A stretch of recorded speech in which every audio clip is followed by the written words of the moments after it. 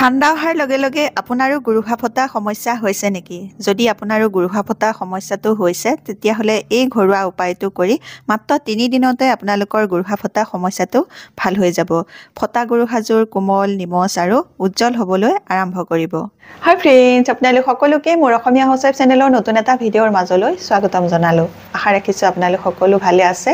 বৰ্তমান ঠাণ্ডা দিন আহিলে আৰু এই ঠাণ্ডা দিন অহাৰ লগে লগে আমাৰ দুটা সমস্যাই দেখা দিয়ে। এই দুটা সমস্যা কি আপোনালোকে জানেনে? ইয়াৰে প্ৰথম সমস্যাটো হৈছে আমাৰ গোটেই গাৰ ছালখন শুকাই যায় আৰু 2 নম্বৰ সমস্যাটো হৈছে আমাৰ গুৰুহাযোৰ ফাটিবলৈ আৰম্ভ কৰে। যেতিয়া আমাৰ গুৰুহাযোৰ ফাটিবলৈ আৰম্ভ কৰে সেই ফাটবোৰত লেতেৰা, ধূলি, বালি, প্ৰদূষণ, বেমাৰৰ বীজাণু আদি সোমাব পাৰে।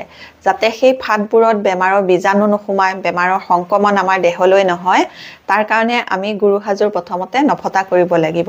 সেই গুৰুহাযোৰ নফটা কৰিবলৈ হ'লে আজি মই আপোনালোকক খুব বঢ়িয়া এটা ঘৰুৱা ৰিমেডি তৈয়াৰ কৰি দেখুৱাম, যিটো ৰিমেডি আপোনালোকে সহজে ঘৰতে তৈয়াৰ কৰি ল'ব পাৰিব। 3 দিন ব্যৱহাৰ কৰাৰ পাছতেই ৰিজাল্ট পাবলৈ আৰম্ভ কৰিবই।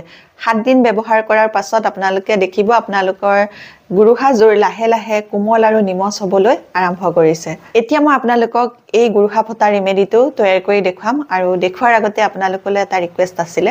আপোনালোকে যদি আজিৰ মোৰ এই ভিডিঅ'টো ভাল পায়, ভিডিঅ'টোত এটা লাইক কৰি দিব আৰু এতিয়ালৈকে যদি মোৰ অসমীয়া হাউচৱাইফ চেনেলটো ছাবস্ক্ৰাইব কৰি লোৱাই নাই তেতিয়াহ'লে সোনকালে ছাবস্ক্ৰাইব কৰি ল'ব আৰু ওচৰতে থকা বেল আইকনটো আপোনালোকে প্ৰেছ কৰি দিব। তেতিয়া মোৰ আহিবলগীয়া সকলোবোৰ ভিডিঅ'ৰ নটিফিকেশ্যন আপোনালোকলৈ সোনকালে যাব আৰু সোনকালে আপোনালোকে মোৰ ভিডিঅ'বোৰ চাবলৈ পাব। তে আহক এতিয়া গুৰুহা ফটা এই ৰিমেডিটো কেনেকৈ তৈয়াৰ কৰোঁ চাওঁ বলক।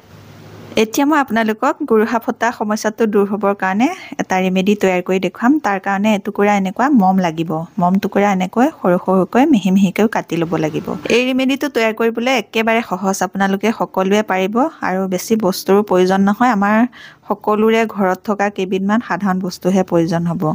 এতিয়া মম টুকুৰা মই কাটি ল'লোঁ। অকণমান যি গোটা আছিলে এনেকৈ হাতে মোহাৰি পেলাই এনেকৈ গুড়ি কৰি লৈছোঁ। গুড়ি কৰি ল'লে ভাল হয়, তেতিয়া সোনকালে ৰিমেডিটো বনাব পাৰি, সেইকাৰণে গুড়া কৰি ল'ব লাগে।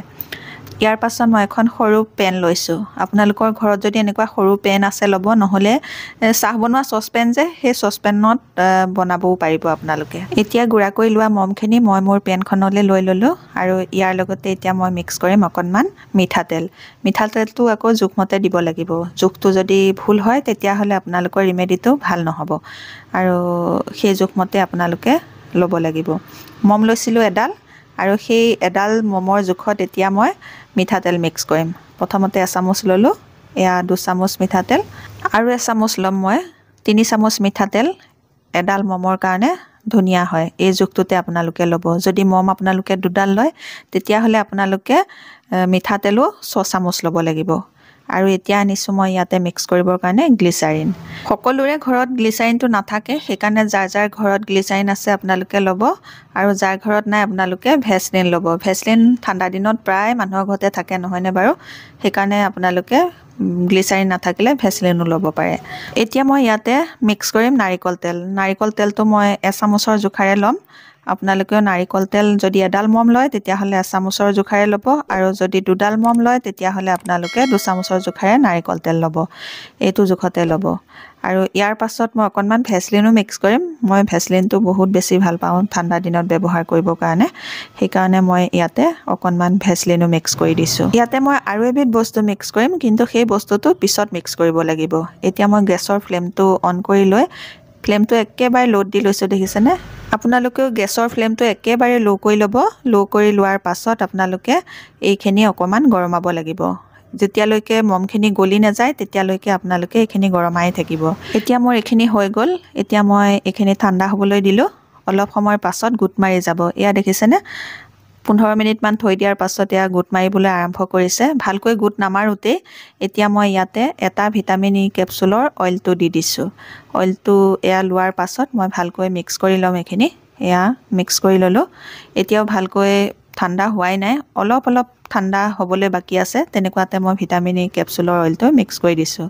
অকণমান সময় থোৱাৰ পাছত ভালকৈ টান হৈ যাব আৰু এতিয়া মই এয়া এটা কণ্টেইনাৰলৈ ভৰাই পেলাই থৈ দিছোঁ। এতিয়া মোৰ এই ৰিমেডিটো তৈয়াৰ হৈ গ'ল। এতিয়া কথা হ'ল এই ৰিমেডিটো কেনেকৈ লগালে আপোনালোকে সোনকালে ভাল ৰিজাল্ট পাব।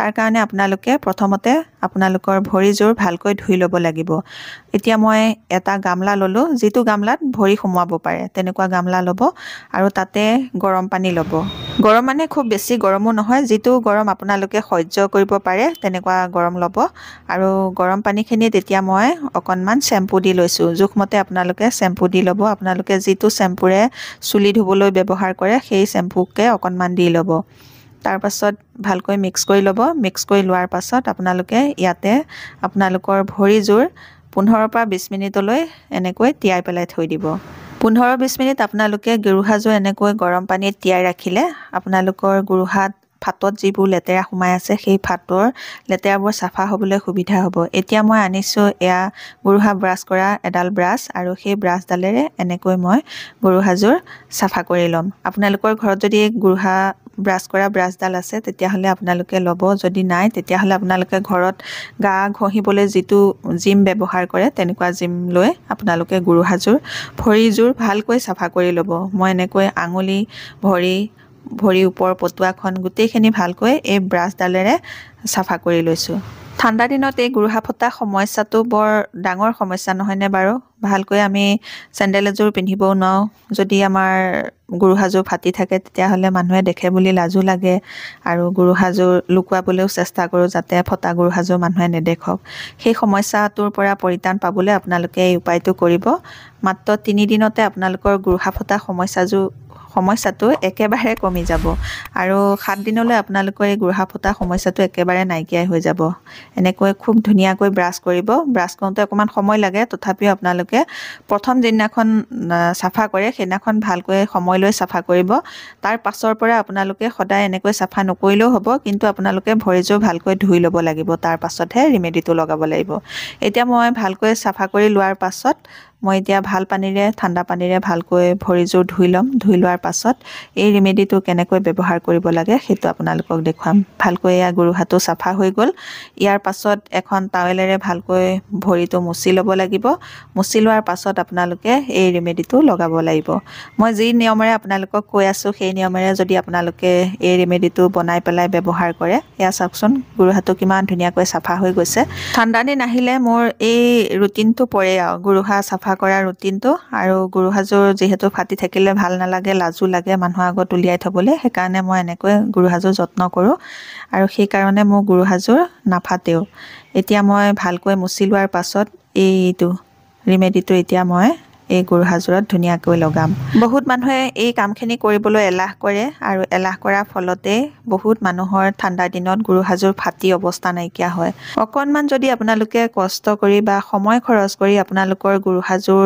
যত্ন কৰি থাকে ঠাণ্ডা দিনটোত আপোনালোকৰ গৰুহাযোৰ অন্তত নাফাটিব আপোনালোকৰ গৰুহাযোৰ কোমল আৰু নিমজ হৈ থাকিব এই প্ৰচেছটো আপোনালোকে ৰাতি শোৱাৰ আগত কৰিব আৰু লগাই পেলাই আপোনালোকে এযোৰ মোজা পিন্ধি শুই থাকিলে আৰু বেছি ভাল হয় এতিয়া মই আপোনালোকক দেখুৱালো গৰুহা ফটা সমস্যা দূৰ কৰিবলৈ হ'লে ঘৰতে কিমান সহজে এটা ঘৰুৱা ৰিমেডি তৈয়াৰ কৰি আপোনালোকে গৰুহা ফটা সমস্যা দূৰ কৰিব পাৰে এনেকৈ আপোনালোকে গোটেই ঠাণ্ডা দিনটো লগাব আপোনালোকৰ গৰুহা ফটা সমস্যা একেবাৰে নোহোৱা হৈ যাব আপোনালোকৰ গৰুহাযোৰ নিমজ আৰু কোমল কৰি তুলিব পাৰিব আজিৰ এই ভিডিঅটো যদি আপোনালোকৰ ভাল লাগিলে মোৰ ভিডিঅটোত এটা লাইক কৰি মোৰ চেনেলটো সাবস্ক্ৰাইব কৰি আপোনালোকৰ ফ্ৰেণ্ডৰ লগতো এই ভিডিঅটো শ্বেয়াৰ কৰি দিব নতুন এটা ভিডিঅৰ সৈতে নতুন এটা বেলেগ টিপছৰ সৈতে আপোনালোকৰ মাজলৈ আকোৱাহি আছো তেতিয়ালৈকে নমস্কাৰ আজিলৈ আহোঁ